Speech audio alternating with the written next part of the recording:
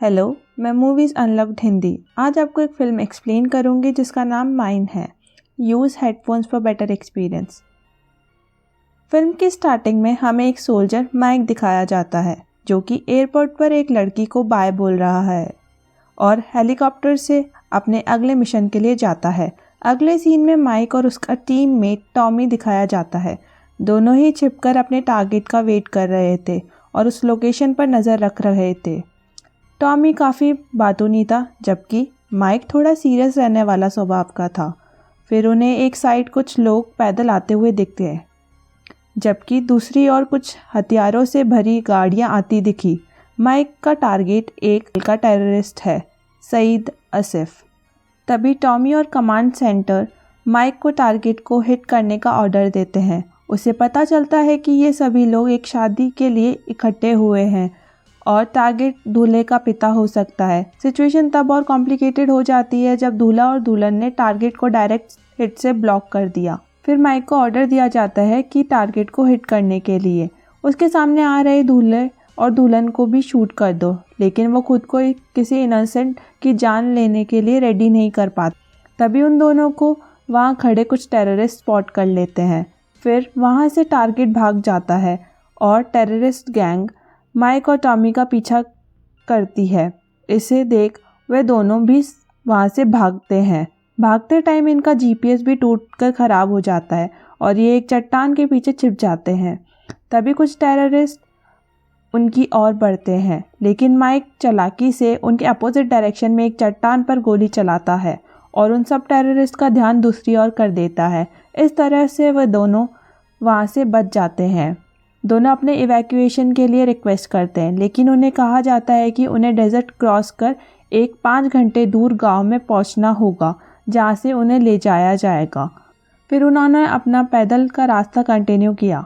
रास्ते में उन्हें कई तरह की दिक्कतें हुई और टाइम पास के लिए टॉमी माइक को अपने बेटे के बारे में बताता है, लेकिन माइक एकदम शांत था और किसी बात की टेंशन में लग रहा था।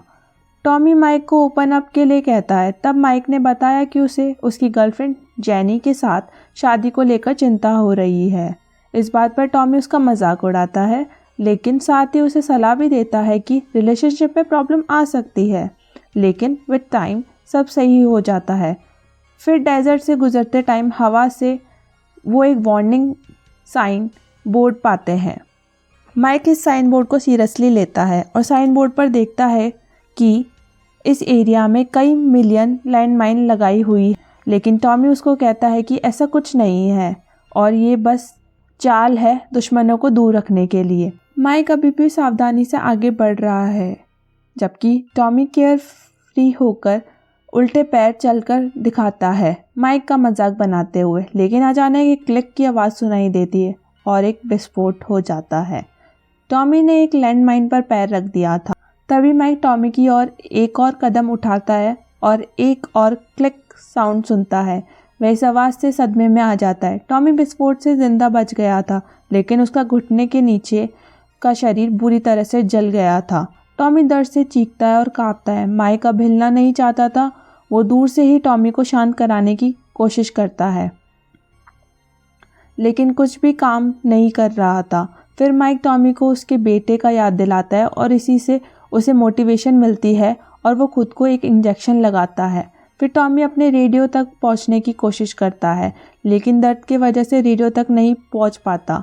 माइक अपने साथी को दर्द में देखकर उसकी हेल्प करने के लिए लैंडमाइन से पैर हटाने को कहता है और बोलता है कि शायद मेरी वाली लैंडमाइन पुरानी हो और काम ना करती हो, लेकिन टॉमी उसको ऐसा करने से वार्न करता है और माइक को कहता है कि तुम्हें यहाँ किसी भी तरह सरवाइव करना ही होगा और फिर गन निकालकर टॉमी खुद को शूट कर लेता है। माइक बेबस होकर दुख में चिल्लाता है और वो अब डेजर्ट में फंस चुका था और हिल भी नहीं सकता था। फिर जल्दी वो खड़े खड़े थक जाता है और एक घुटने पर खड़ा हो जाता है। माइक सोचता है कि उसे कुछ भी कर कर टॉमी के पास पड़ा रेडियो लेना ही होगा। वह फिर अपने जूते से फीता बांधता है और रेडियो बैग को एक कुल्हाड़ी से अपनी ओर खींचता है। हालांकि उसे पता लगता है कि रेडियो की बैटरी ख़त्म है और दूसरा बैटरी पैक टॉमी के बॉडी सूट पर है। माइक अपसेट हो जाता है, लेकिन एक दूसरे प्लान के बारे में भी सोचता है। वह रेडियो को चार्ज करने के लिए कुछ अरेंजमेंट करता है और सोलर पावर का यूज़ करता है। फिर बैटरी चार्ज होते ही माइक अपने सीनियर से कांटेक्ट करता है।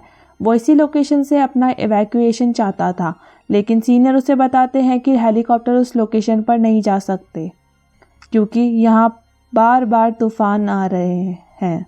अगर सब ठीक रहा तो हम लोग करीब 52 घंटे में तुम्हारे पास पहुंच जाएंगे। ये सुनकर माइक निराश हो जाता है। माइक अपने सीनियर पर गुस्सा करने लगता है, लेकिन सीनियर के पास भी कोई सल्यूशन नहीं था। फिर माइक खुद को शांत करता है और अपनी वॉच में 52 घंटे का टाइमर लगाता है। फिर एक और बड़ा तूफान उसकी ओर आ रहा होता है। वो किसी तरह से वहीं खड़ा रहता है, माइंड स्पॉट से बिना अपना पैर हिलाए। जैसे ही तूफान ख़त्म होता है, वो देखता है कि तूफान की वजह से टॉमी की बॉडी उसके पास आ गई थी, यानी कि वो उससे रेडियो बैटरी ले सकता था। लेकिन साथ ही तेज़ हवा की वजह से उसका रेडियो अब उससे काफ़ी दूर जा चुका था। घंटे बीत जाते हैं। माइक का पानी भी ख़त्म हो जाता है। वो अब इस सिचुएशन से काफ़ी परेशान हो चुका था, इसलिए फिर वो खुद को गोली मारने का सोचता है। उसी वक्त वो वहीं के एक लोकल आदमी को नोटिस करता है। वो आदमी एक जिगजैग पैटर्न में चलता हुआ माइक के पास आ रहा होता है। माइक उसे लैंडमाइन के बारे में चेतावनी देने की कोशिश करता है, लेकिन वो आदमी उसके एक्शंस की नकल करता है और उसका मजाक भी उड़ाता है। माइक अभी भी उस आदमी को लैंडमाइंस के बारे में समझाने की कोशिश करता है, पर वो आदमी माइक को अगला कदम उठाने के लिए कहता है। वह फिर माइक से उसकी पानी की बोतल लेता है और रेगिस्तान में गायब हो जाता है। पूरी तरह से परेशान और प्यासा होने की वजह से माइक अपने ही पेशाब पीने लगता है। तभी वो देखता है कि एक छोटी सी लड़की उसकी पानी की बोतल वापस लाती है। वह इसे माइक को सौंपती है और माइक अपना प्यास बुझाता है।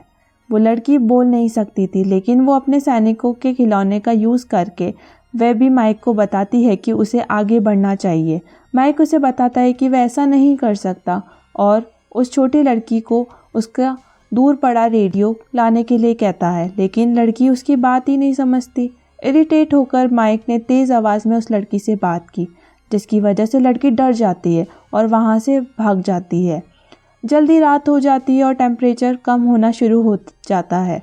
माइक खुद को गर्म रखने के लिए आग जलाता है, लेकिन तभी उसे कई दूर से जंगली जानवरों की आवाज़ सुनाई देने लगती है। फिर वह अपना फ़ोन निकालता है और अपनी गर्लफ्रेंड की पिक्चर्स देखता है खुद को डिस्ट्रैक्टेड रखने के लिए। तभी उसको अपनी गर्लफ्रेंड का एक वीडियो भी मिलता है। वीडियो में जैनी माइक से कहती है कि वह उसका और इंतज़ार कर रही है और उसको ये मिशन जीतकर जल्द से जल्द घर वापस आना है। माइक ये सब सुनकर इमोशनल होने लगता है और वो डरता है क्योंकि शायद अब वह अपनी गर्लफ्रेंड को फिर से कभी नहीं देख पाएगा। तभी वो देखता है कि आग भी बुझ गई है। वह खुद को जंगली जानवरों से घिरा हुआ पाता है। वह उन्हें अपनी बंदूक से डराने की कोशिश करता है, लेकिन इसका कोई फ़ायदा नहीं हो रहा था। जानवर टॉमी के शरीर को घसीटकर ले जाते हैं और एक जानवर उसकी ओर बढ़ना शुरू करता है, लेकिन वो अपनी टॉर्च का यूज़ करता है और उस जानवर पर गोली मारने की कोशिश करता है। लेकिन तभी एक जानवर किसी लैंडमाइन पर पैर रख देता है, जिससे एक बड़ा विस्फोट हो जाता है और बाकी के जानवर भी डरकर वहाँ से भाग जाते हैं। अगले सीन में सुबह होती है और फिर से वही आदमी दिखाया जाता है। वह माइक से कहता है कि वह बहुत लकी है क्योंकि वह अभी तक ज़िंदा है। वह एक बार फिर माइक को सजेशन देता है आगे बढ़ने के लिए, लेकिन माइक उसकी बात को नहीं मानता। माइक उस आदमी से कहता है कि वह शायद लैंडमाइंस की लोकेशन जानता है क्योंकि वह हमेशा एक पैटर्न में चलता है। आदमी जवाब देता है कि वह नहीं जानता कि लैंडमाइंस कहाँ है और वह केवल एक जिगजैग पैटर्न में ही चलता है क्योंकि ये सीधे चलने से ज़्यादा सेफ है। माइक फिर उसे अपना रेडियो लाने के लिए कहता है। आदमी एंड में रेडियो माइक के पास वापस लाता है और फिर अपने रास्ते वापस चला जाता है। माइक अपनी घड़ी देखता है और अभी भी 24 घंटे बाकी हैं मदद के आने में। वह अजीब तरह की चीज़ें इमेजिन करने लगता है और माइक टॉमी को उसकी मौत से जागते हुए देखता है। इमेजिनरी टॉमी माइक को मोटिवेट करता है और उसे बताता है कि वह इस मुश्किल घड़ी से बचकर निकल जाएगा। सूरज फिर से ढल जाता है और रात के वक्त माइक ने अपने जीवन में जो भी गलतियाँ की है उनके बारे में सोचने लगता है और फिर वो अपनी गर्लफ्रेंड जेनी को इस मिशन के लिए अकेले छोड़ने का भी पछतावा करने लगता है। वह फिर से खुद को जानवरों से घिरा हुआ पाता है और माइक अंधेरे में उन पर गोली चलाना शुरू कर देता है, लेकिन जानवर अभी भी उस पर हमला करते हैं। वह किसी तरह जंगली जानवर से लड़ता है।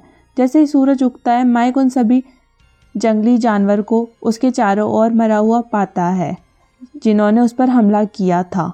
किसी तरह वह सभी जानवर को मारने में कामयाब रहा।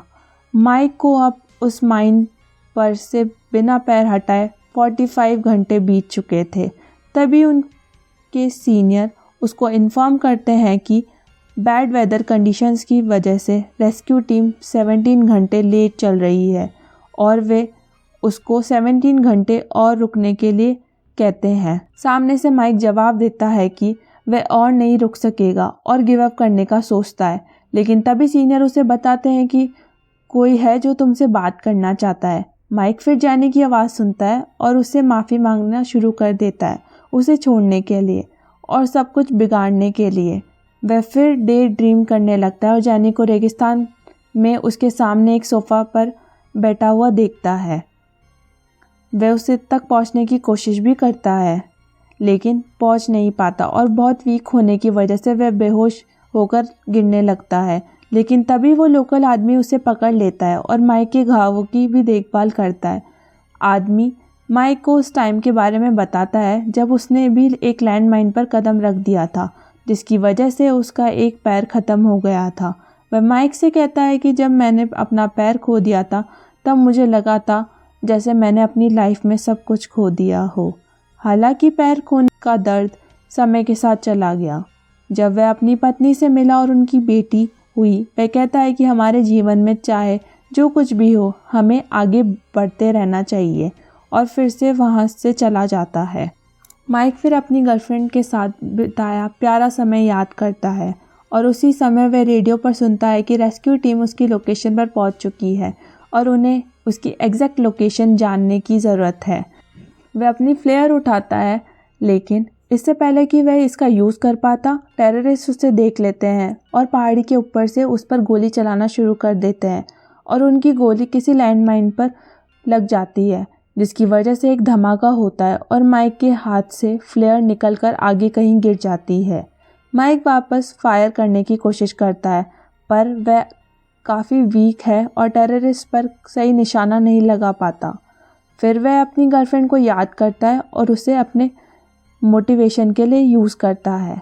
इसके बाद माइक टेररिस्ट पर शूट ना करके आसपास की नीचे ज़मीन पर शूट करता है, जिससे कुछ लैंड माइन्स ट्रिगर हो जाती हैं और आसपास सैंड स्मोक हो जाता है। इसी मौके का फ़ायदा उठाकर वो अपनी स्निपर गन यूज़ करता है और दोनों टेररिस्ट को गोली मार देता है। रेस्क्यू टीम माइक के पास से गुजर रही थी, लेकिन फ्लेयर अब माइक से दूर थी। माइक फिर उस लोकल आदमी के शब्द याद करता है कि हमें हमेशा आगे बढ़ते रहना चाहिए। वह फिर मन में विश्वास रखकर एक कदम आगे बढ़ाता है और कुछ नहीं होता, कोई विस्फोट नहीं हुआ। वह पाता है कि जिस पर उसने कदम रखा था वह रियल में एक टिन का डब्बा था। माइक खुशी से रोने लगता है और फ्लेयर को आसमान में छोड़ देता है। फिर वो बेहोश होकर ज़मीन पर गिर जाता है। रेस्क्यू टीम उसे ढूंढती है और वह घर लौटता है। एयरपोर्ट पर जेनी आंखों में खुशी के आंसू लिए उसका इंतज़ार कर रही है। माइक फिर अपना घुटना उसी तरह से टिका लेता है जैसे उसने रेगिस्तान में पूरे टाइम करके रखा था और जेनी को शादी के लिए प्रपोज भी करता है और उसे प्रॉमिस करता है कि वो अब उसे कभी भी अकेला नहीं छोड़ेगा। और ये मूवी यहीं पर एंड हो जाती है। इस तरह की और वीडियो के लिए चैनल को सब्सक्राइब करें। आपका एक सब्सक्राइब हमें वीडियोस बनाने में काफ़ी मोटिवेट करता है। Thank you.